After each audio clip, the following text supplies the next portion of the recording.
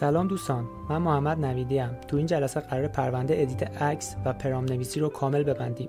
هدفم اینه که بعد از دیدن این قسمت بدون هیچ مهارت قبلی بتونید هر مدل عکسی رو که تو ذهنتونه بسازید. چه ایده‌اش سنگین باشه، چه طراحی کاور، چه تایپوگرافی خفن با نورپردازی حرفه‌ای.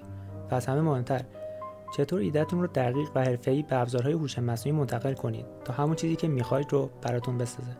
اگه همیشه حس کردید هوش مصنوعی پیچیده است، این جلسه دقیقاً برای شماست. بعد از این دیگه دستتون کاملا بازه و میتونید هر چیزی که میخواید رو خلق کنید. خب بچه، پریشب نانو بنانا پرو اومد و میخوام سریع بهتون بگم که چجوری میتونید عکساتون رو دیگه خودتون ادیت کنید و اصلا هم دیگه دنبال پرامپت گشتن و این چیزا نگردید. دقیقاً باید فکر کنید با یه متخصص گرافیک یا متخصص دیزاینر یا هر متخصصی که فکرشو کنید طرفید و کاملا فکر کنید با یک انسان دارید حرف میزنید. یعنی همون حرفی که میخواید به یک انسان بزنید برای اینکه بهتون نمونه کارشو بده و کاری که میخواید رو واسهتون در بیاره رو الان کافیه به مدل های قدرتمندی مثل نانو بنانای پرو بگید که من همه رو با مثال براتون توضیح خواهم داد. وضوح کیفیت بی‌نظیر تا 4K براتون درست میکنه و این اولین باره که این اتفاق میفته و اینم بهتون بگم که اشتراکش حدوداً 19 تا 24 دلار در ماه که خود اشتراک جمنای میخرید و میتونید از مدل های سایت های مثل فلو که اینجا هست، فلو AI و خود سایت جمنای پرو میتونید بخرید و از اشتراکش استفاده کنید. اونجا از مدل نانو بنانا میتونید استفاده کنید و احتمالاً نامحدوده، ولی اگه پروشو بخرید همون 19 تا 20 دلاریه که هر سایت گوگلی هم برید احتمالاً داشته باشن. اینجا بهتون 1000 تا کردیت فیلم میده که از اینجا اگه این ور رو بزنید نشون میده که چقدر کردیت دارم. من از 1000 تا انقدرشو مصرف کردم، 3 تا 80 تا مثلا کردیت دارم که با هر ویدیوی فست حدودا 20 تا کم میکنه. خب و شما همیشه با این پیشنهاد میکنم کار کنید چون هیچ فرقی با این نداره و خیلی فرقشون کمه. من که ندیدم و حتی بعضی وقتا این بهتر عمل میکنه تو ویدیو. از این قسمت هم بزنید روی کرید ایمیج، میتونید از اینجا عکس‌ها رو با نانو بنانا همینطور که تو این تصویر هست استفاده کنید. و حالا بریم تستش رو ببینیم با هم دیگه. من یه عکس از خودم بهش دادم و گفتم من رو در یک استودیوی فوق حرفه‌ای نشون بده. من اول اینجوری نشون داد، بعد از اینجا یکم یه عکس دیگه بهش دادم. اینجا چهره‌ام یکم نمیدونم والا فکر کردم از چهره است و یه عکس دیگه بهش دادم و گفتم من رو در یک استودیو فوق حرفه‌ای موسیقی پروداکشن قرار بده با اسپیکر هایفای مانیتورینگ که بیرفوت آمریکایی، لباس مشکی و رسمی، لباس هم مشکی و رسمی باشه و کاملا همه چی رو رعایت کرد. بیرفوت ها رو دقیق در آورد، اسپیکرها رو و لباس شیک و اصلا قیافه چقدر طبیعی در آورده، واقعا بی‌نظیر این مدل. بعد حالا با همین تیپ گیتار الکتریک در همین استودیو دستم باشه و این هم از این در ثانیه داریم عکس‌ها رو میسازیم، اونم کاملا حالا در حال درام نواختن در اون ور استودیو باشم. ببین چقدر طبیعی در آورده، واقعا بی‌نظیر این مدل. بعد باز حالا مدل‌های سازا رو گفتم و اینجا یه ذره میکروفون رو دور کرده بود و یه ذره بهش گفتم حالا نه دیگه چرا 2 تا میکروفون شد طبیعی در بیاره، انگار که دقیقاً دارم با یک آدم حرف میزنم. یعنی درک مطلبش در این حد بالا رفته که قبلا مدل دوج اصلا اینجوری نبود. یعنی نانو بنانای خالی که اومده بود اصلا درک نمیکرد و هر سه تا مثلا جنریت میکردی با عکس باید دوباره میرفتی چت جدید فاز میکردی، کلا قاطی میکرد. ولی اینجا قشنگ باش بحث میکنی و عکس آخر دقیق بهت میده. حالا من بعد کنار گروه متال گاسیک که خواننده‌اش زن هست و من هم دارم گیتار الکتریک با طرح PRS میزنم. مدل گیتارم بهش گفتم، کامل دقیق در آورد مدل گیتارو و اینم همه چی رو رعایت کرد باز. ولی خب نیمرخ هم که بد درست کرده بود، باز بهش نیمرخ هم دادم و یه ذره بهتر کرد. همونجوری که پرامتو رو دارید میخونید هم باش یه ذره کلانجا رفتم. حالا اینا رو اگه انگلیسی بدید قطعاً کارهای بهتر و با کیفیت تری میزنه، ولی خب با همینم کاملا اوکیه.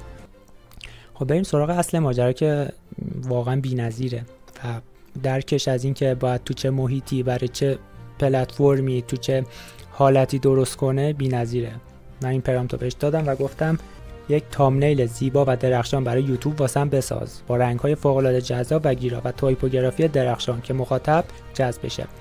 و ببینید چقدر درست در آورد.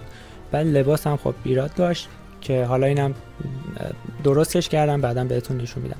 لوگوی کانالمو دادم و بهش گفتم در تهران ایران بساز که این لوگو روی ساختمون باشه و زیرش نوشته باشه نوید AI و شعارش فراتر از واقعیت خلق کن. یعنی اینجا اینو گفتم انگلیسی بزنه، اینم فارسی. برای اولین باره که یه مدل هوش مصنوعی میتونه فارسی رو در عکس بذاره و حتی فونتش هم میتونید انتخاب کنید. ببین چقدر قشنگ درستش کرد و چقدر درکش از تهران بالاست. قشنگ خود این ساختمونا و این کوهپایه‌ها فکر کنم غرب تهرانه، دقیقاً از غرب تهران الگو گرفته و اینو درست کرده و بی‌نظیره درک محیطیش. گفتم ساختمونش رو ذره بهتر کن که حالا لوگو رو چون خودم گفته بودم یه ذره خراب کرد ولی باز درستش کردیم. ساختمونم گفتم که جذابترش کنه، یه استودیو فیلمسازی با برندم مثلا تو تهران ساخت. به همین راحتی، هر چی که دلتون بخواد، هر ایده‌ای که دلتون بخواد. بعد گفتم حالا برو داخل ساختمون و استودیو رو نشون بده. و رفت داخل ساختمون. پشت شیشه رو دقت کنید ببینید چقدر دقیقاً اینجا رو نگاه کنید، این کوهپایه رو از اینجا چقدر این مدل دقیقه، واقعا آدم تعجب میکنه. اصلا نمیدونم شاید چند ماه دیگه واسمون عادی بشه اینا، ولی خیلی عجیبه برای من.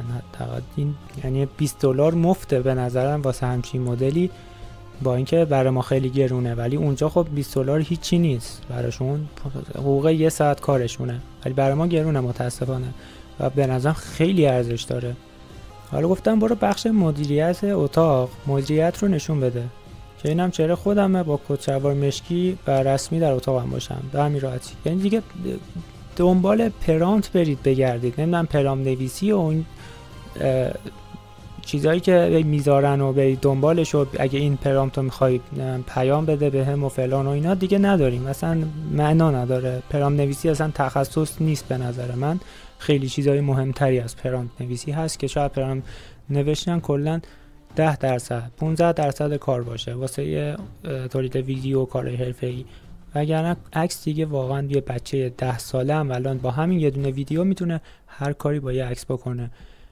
و حالا من اینا رو دارم مثال میزنم، یه هر چیزی که فکرشو کنید رو شما میتونید باهاش بسازید. بعد اینجا این گیتارمو با هدفون پشتش رو برداشته گوشه اون ته، اینم خیلی جالبه. حالا گفتم بخش مختلفش رو نشونم بده که بخش مختلف اتاق رو نشونم داد. گفتم حالا بریم قسمت‌های پرده سبز استودیو و بریم سراغ یه مبحث جالب دیگه. همه رو براتون سریع و خلاصه میخوام توضیح بدم. ببینید آناتومی یک پرامپت حرفه‌ای، اینا رو حالا عکس بگیرید یا یه جایی نگه دارید، ولی بازم راهش رو میگم که اصلا درگیر اینا هم نشید و خیلی راحت یه جیسون پرامپت حرفه‌ای بگیرید یا اصلا پرامپت معمولی بگیرید، زیاد فرقی نداره واسه همچین مدل‌های قدرتمندی. جیسون پرامپت بیشتر برای مدل‌های کانفیگوهای که یه ذره میخواید اونایی که مثلا تو معماری ان و میخوان دستشون خیلی بازتر باشه تو اشیا و فلان و اینا رو تکون بدن، اینو یه اینچ ببرن بذارن اونور مثلا، یا فلان ابزار اونور عکس باشه، بیشتر واسه کارهای خیلی دقیقه که همه چی رو تو عکس میخواید مثلا توش دست داشته باشید، بتونید تغییر بدید، واسه اونا بیشتر استفاده میشه. ولی خب بازم جیسون پرامپت برای تولید ویدیو و عکس در کل خوبه و گرفتنش هم راحت. اینجوری نیست که بخواید این همه نمونه‌ای که دادم رو بنویسید اینجا. به راحتی اول من یه توضیح بدم، بعد برم بهتون بگم چجوری باید بگیرید. مثلا اینجا میاد میگه این پرامپت منه، یه توضیح بهش میده، بعد یه پرامپت منفی میده که بازم زیاد واسه مدل‌های قوی مثل نانو بنانا نیاز نیست الان، واسه بیشتر استیبل دیفیوژن و مدل‌های آفلاین خوبه اینا. بعد اینا هم واسه مدل‌های آفلاینه که بهتره با اسمش آشنا باشید. استپس یعنی هر باری که شما مثلا از یک عکسی رو میخواید بسازید، این میاد 30 بار اون عکس کار میکنه، 30 بار یه نویزی تولید میکنه. حالا یه ذره اینش پیچیده است، خودم هم زیاد نمیدونم، ولی میدونم که مثلا 30 بار میاد اون عکس کار میکنه تا خروجی با کیفیت تری بده و هر بار هم که اینو ببرید بالاتر سنگین تر میشه برای سخت افزارتون. و CFG اسکیل هم یعنی این که از 7 داره تا 1 داره. حالا الان مدل‌های جدید خود فلاکس هم اینش زیاد دیگه مهم نیست، تا 3040 هم ببرید زیاد مهم نیست برای کانفیگوهای و هوش مصنوعی آفلاین. این هرچی پایین‌تر باشه هوش مصنوعی دخالت بیشتری روی پرامپت داره و از خلاقیت خودش بیشتر استفاده میکنه. هرچی بالاتر باشه بیشتر به پرامپتی که مینویسید پایبنده. و اینم که عمودی افقی عکس. چجوری یه جیسون پرامپت حرفه‌ای بنویسیم؟ ببین من الان این پرامپت رو گرفتم دادم بهش. اول یه تغییری توی مدل نانو بنارا رو بگم بهتون که مدل قبلی چجوری بود. وقتی میخواستیم یه متن فارسی بنویسه واسمون چجوری انجام میداد، دقیقا همین کار رو میکرد. نوشتار قاطی بود و تازه این قوی ترین مدل بود که برای نوشته استفاده میشد و تایپوگرافی ها انگلیسی رو خیلی خفن در میاد، ولی فارسی اینجوری درست میکرد که اونم الان درست شد با آپدیت جدید و به راحتی میتونید بهترین تایپوگرافی ها رو روش قرار بدید. و اینم بگم وقتی با فلو بیاید جنریت کنید عکساتون رو، یه اشتراک ساده هم بخرید که همون واسه تولید ویدیوه و کردیت کم هم داشته باشه، میتونید بیاید اینجا نامحدود استفاده کنید از نانو بنانا. ولی وقتی با فلو بیای هم بهتر عکس ها رو میده، هم دستتون بازتره رو ابعاد عکس. مثلا میاد اینجا اینو میزنید میگید جا عمودی باشه، اینجا افقی باشه، یا بعد دیگه اون شکلکه اون نماد گوگل رو اینجا نمیاره این پایین عکس و کلا بهتره بیاید با این جنریت کنید. ولی فکر کنم هنوز فارسی رو درک نمیکنه، بعد انگلیسی بهش پرامپت بدید. اما اینجا به راحتی میتونید پرامپت فارسیتون رو بهشون بدید و مثلا بعدش که عکس مد نظر رو درباره برای که این ستاره نباشه بگی پرامپت دقیقش رو بنویس واسه هم به خود همین هوش مصنوعی بگو پرامپت دقیق این عکس رو بنویس واسه هم، بعد بیا تو فلو کپی کن بزن عکس رو بدون این ستاره بیاره. البته اگه براتون مهمه، برای من که واقعا مهم نیست. و اینجا بهش گفتم یک دایناسور هم قالب میمون اضافه کن. حالا بگم که اینو چجوری به دست آوردم. خیلی راحت میام اینجا، اینم چت جی پی تی 5 که من اشتراکش رو ندارم ولی رایگان میشه چند تا سوال ازش کرد حدوداً و کار منو همیشه راه انداخته، اصلا نیازی ندیدم که برای تولید متن و تولید محتوا بخوام اشتراکش رو بخرم. اینم طرز رفتار من با این بنده خداست. و اینجا یه سری دیسکریپشن و تایتل و اینا گرفتم ازش که میتونید بازم به راحتی به فارسی بگید واسه هر چی که میخواید رو بنویسید. بعد هشتگ ها رو گرفتم، متن تامنیل رو ازش پیشنهاد گرفتم، اومد واسم چند تا سئو شده داد، ولی بازم برید سئوش رو تست کنید ببینید درسته یا نه، هرچی میده رو قبول نکنید. و گفتم برای فونتای فارسی چه فونتایی مناسبه که بدم بهش. آهنگو عوض کنم. آهنگم که با سونیا میسازم همیشه.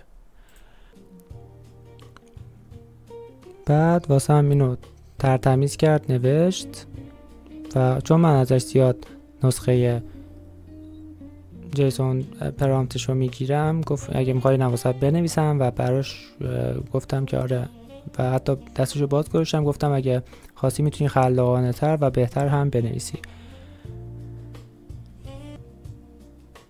من دیگه حتی این توضیحاتش هم نخوندم و گفتم آره بزن بره و اینو در قالب جیسون پرام بهم داد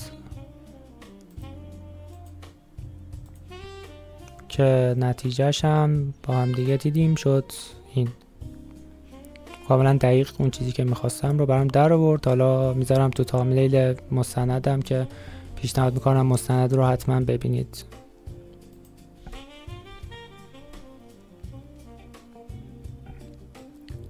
بعد اینو که براش زدم گفتم خودش یعنی بهم گفت اگه بخوای یک نسخه دیگه میتونم واسه بنویسم و باز دوباره رفتم اون اکثر گرفتم که گفتم این فونت رو این دفعه بذار و حالا کلنجار رفتم. در آخر من پرامپت اون چیزی که دلم میخواست رو گرفتم و گذاشتم تو تامنیل یوتیوب هم میتونید از این ویدیو که اومدی بیرون دقیقا ویدیو قبلیه، برید تامنیلش رو ببینید. و این نکته هم بگم که وقتی خودم همینجوری پرامپت معمولی بهش میدادم، همینجوری داشتم خودمونی باش حرف میزدم و اینا، یه ذره شلوغ ملوغ داشت میداد کلا و بذاری کامل بهتون نشون بدم که چه فرقی دارن این پرامپت‌ها و با پرامپت معمولی که همون خودمونی داشتم حرف میزدم. برای سری کارهای تخصصی تر که میخوام دقیقا اون چیزی که میخوام در بیاد، بهتره ایده‌تون رو بگید، اون چیزی که میخواید رو بگید و حتی عکسی که گرفتید هم بهش بدید و توضیح بدید که چی میخواید دقیقا و جیسون پرامپتش رو بگیرید یا همون پرامپت انگلیسی دقیقش رو بگیرید. بعد حالا من نشون میدم که با پرامپت معمولی چجوری بود و بعدش چجوری شد. من اول که باش حرف زدم، حالا اسم فونتا رو میدادم و اینا، این تامنیل رو واسه هم میساخت که خیلی شلوغ بود، رنگا یک نواخت نبود اصلا، اونجوری که میبینی کنتراست نداره به تصویر. بعد حالا مثلا خودم گفتم اینجوری بزنه ولی بازم خوشم نیومد، با بک‌گراند چه شلوغ بود. اما خب این چه فونت جذابی زد. حالا توضیحاتی که خودم دادم رنگ و ایناش اینجوری کرد. من قبلا واقعا باید ساعت‌ها وقت می‌ذاشید واسه این تامنیلا و حتی این فونت‌ها هم پولی هستند و گرونه و حتی اینا همه خیلی زحمت و زمان می‌خواست. الان در ثانیه میتونید تولید کنید. و باز اینجا سنجر شلوغ‌تر کرد. اینا هنوز جیسون پرام نشدن. واقعی بودن تصویر رو ببینید.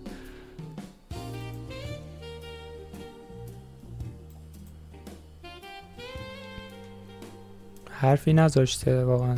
مثلا من خیلی برام سوال 2 سال دیگه هوش مصنوعی میخواد به کجا برسه با این روند و پیشرفت و رقابت عجیب غریب.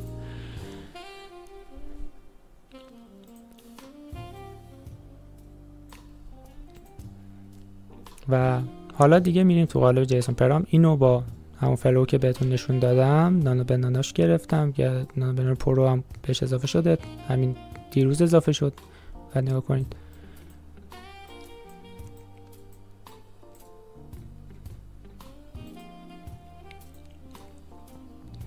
این فونت هم خیلی جذاب درست کرده، خیلی خوشم میاد از این فونت هم.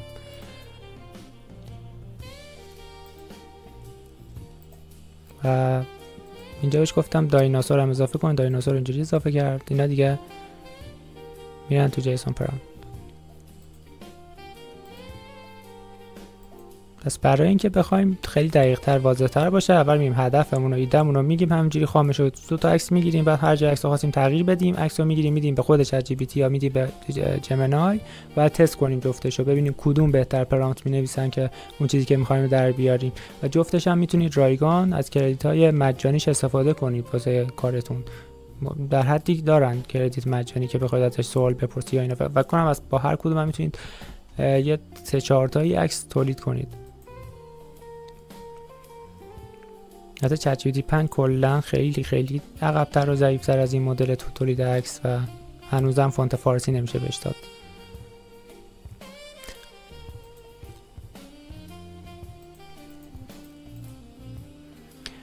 بعد یه نکته خیلی جالب دیگه که قبلا به نانا بنانا میگفتی حالا اون عکسو عمودی کن، اصلا اپلودشو عمودی کن، در نمی آورد و تصویر رو بد در می آورد. حالا من اینجا بهش گفتم عمودی کنه و واسم عمودیش هم درست کرد. حالا فارسی بهش گفتم حالا عمودیشو درست کن و یه ذره بد درست کرده بود و باز رفتم دوباره همون پرامپتی که گرفته بودم و یعنی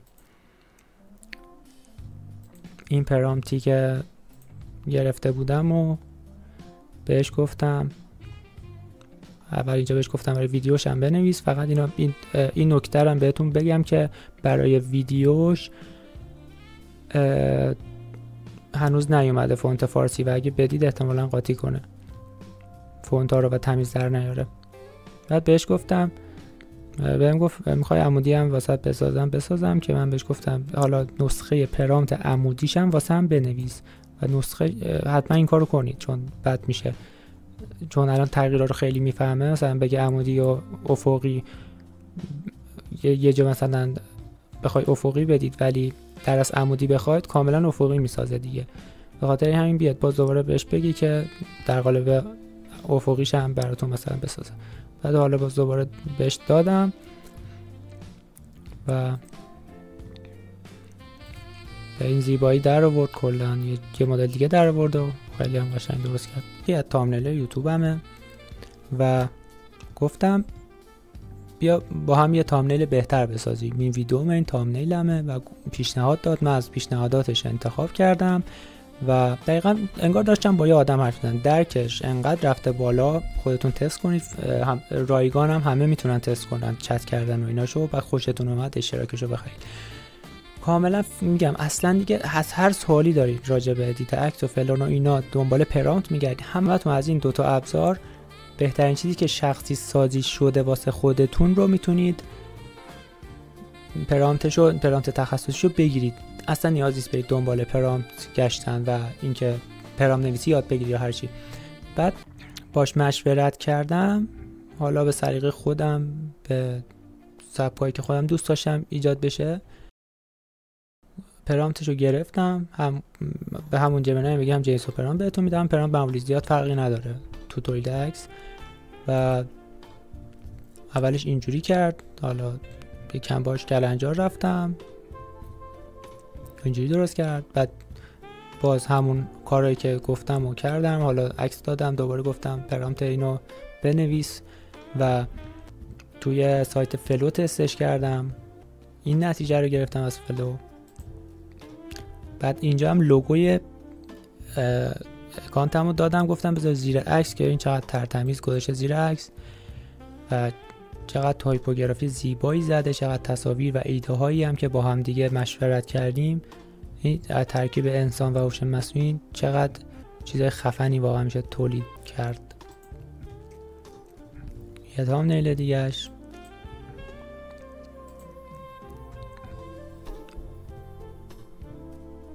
و این هم یه تامنیل دیگه‌اش. من عاشق این تامنیل شدم، یعنی از همه نظر پرفکت این تامنیل.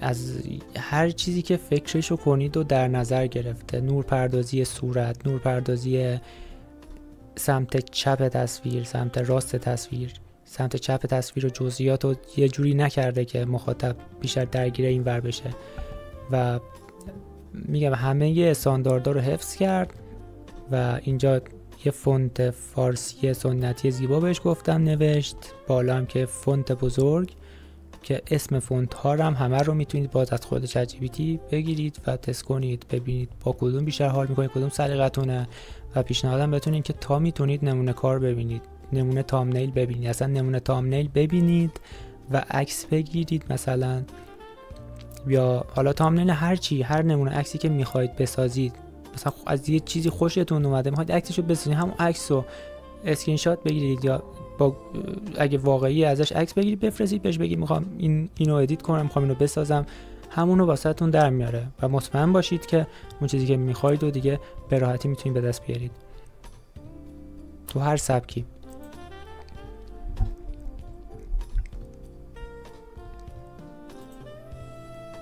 اینم که نسخه عمودیش، باز پرامپت عمودیشو جدا گرفتن، نه قاطی بشن پرامپتاشون. چقدر زیبا و خلاقانه این کار رو انجام داد. تلفیق هوش مصنوعی و نامه نوشتن فردوسی که همون کتاب شاهنامه هست و مثلا جزئیات شاهنامه اگه بیرون بیاد چه چیزایی رخ میده، همه چی رو رعایت کردن. هم چیزایی که گفتم بهش رو برام عکسش رو تولید کردم. این فونت زیبا با رنگ پردازی بسیار گیرا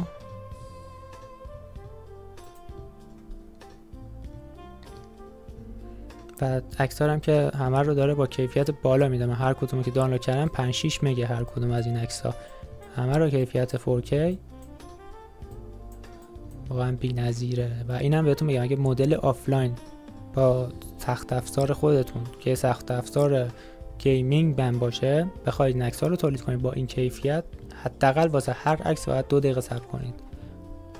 تازه اگه کارت گرافیک بالای 3060 باشه، بالای 8 گیگ باشه و یک کارت گرافیک رده بالای مثلا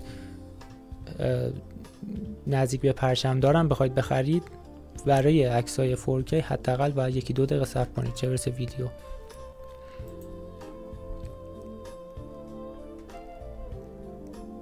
و خوبی هوش مصنوعی آنلاین اینه که حالا درسته پول میدی ولی دیگه درگیر ارور و درگیر یه سری مسائل برنامه نویسی و آپدیت هایی که یهو باگای خیلی عجیب غریب میخوره، کار 2-3 روز میمونه، دیگه درگیر اینا نمیشی. همیشه باگی هم باشه 1 ساعته رفت میشه از سرورهای خود جمنای.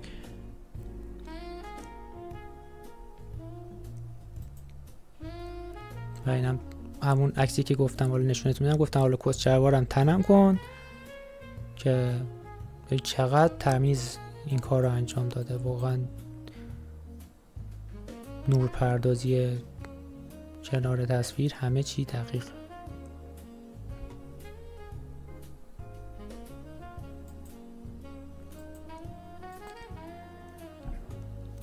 و بازم همون کار رو با این یکی تامنیل هم کردم.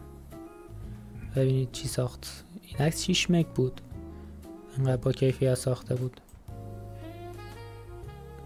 فونت رو نگاه کنید، این فونت ها رو هم سعی کرده یه ذره داخلشو حتی شکل سنگ در بیاره و جزئیات بی نظیری رو داره ارائه میده. و اینجا هم بنر رو عوض کردم که باز تو همه خود کانال هست، توصیفی که بهش داده بودم. و یه نکته هم در آخر بهتون بگم، اگه اینا رو دادید و حرف هم زدید باش، هر کاری کردید دیدید اون پرامپت مد نظرتون نیست، بعضی وقتا این از خودش یه سری چیزا در میاره. کافیه بیاد اینجا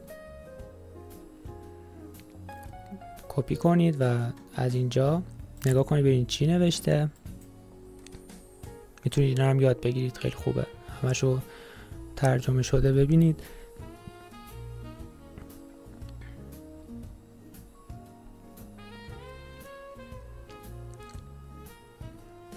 مثلا اینجاش نمیخواید اینجوری باشه، خودتون تغییر بدید تا کاملا شخصی سازی باشه. مثلا میخواید رنگش عوض شه، به جای نور طلایی نورش نمیدونم قرمز باشه، یا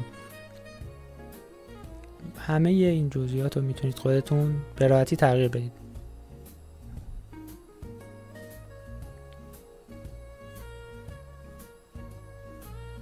و حالا من یه سری نکات پرامپت نویسی و یه سری جملاتی که باید یاد بگیرید مخصوصا واسه تولید ویدیو رو که بتونید ویدیوهای حرفه‌ای درست کنید در جلسات آینده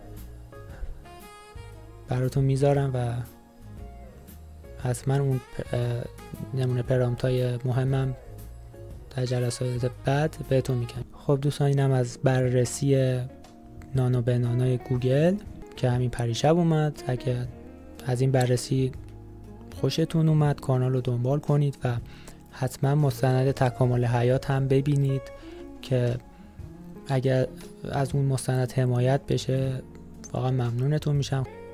تا آموزش بعدی، خدا نگهدار.